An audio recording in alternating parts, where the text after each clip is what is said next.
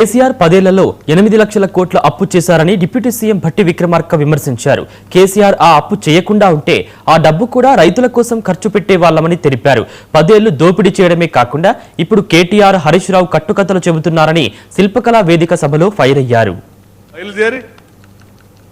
దురదృష్టవశాత్తు గత 10 సంవత్సరాలు పరిపాలన చేసినటువంటి ఆనాటి పాలకులకు సంబంధించినటువంటి కొద్దిమంది వ్యక్తులు రాష్ట్రంలో ఒక దరి నుంచి ఒక ఆయన, ఇంకో దరి నుంచి ఇంకొక ఆయన, ఇద్దరు బయలుదేరి ఈరోజు రాష్ట్రం మీద పడి లేని అబద్ధాలన్నీ పోగేసుకుని అడ్డగోలుగా రాష్ట్ర ప్రభుత్వం పైన కట్టుకథలు అల్లించి ఒక తప్పుడు ప్రచారానికి నాంది పలుకుతూ తిరుగుతూ ఉంటే నిజంగా బాధ అనిపించింది.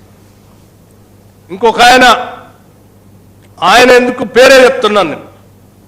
10 సంవత్సరాల ఆనాటి క్యాబినెట్లో మంత్రిగా పనిచేసిన హరీష్ రావు గారు ఆశీర్వాద సభ కాదు అది, మీరు క్షమాపణ సభ పెట్టుకోండి అని వారు స్టేట్మెంట్ ఇచ్చారు. నిజంగా ఈ పెద్ద మనిషి 10 సంవత్సరాలు ఏ రకంగా అసలు మంత్రిగా పనిచేశాడనేటువంటి ఆలోచన నాకు కలిగింది ఆయన స్టేట్మెంట్ చూసిన తర్వాత.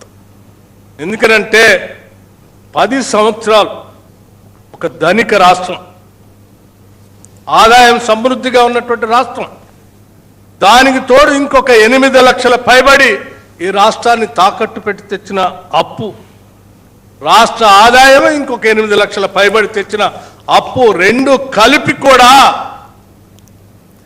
రైతుల కోసం వాళ్ళు చేసింది ఏందయ్యా అని లెక్క తీశాం.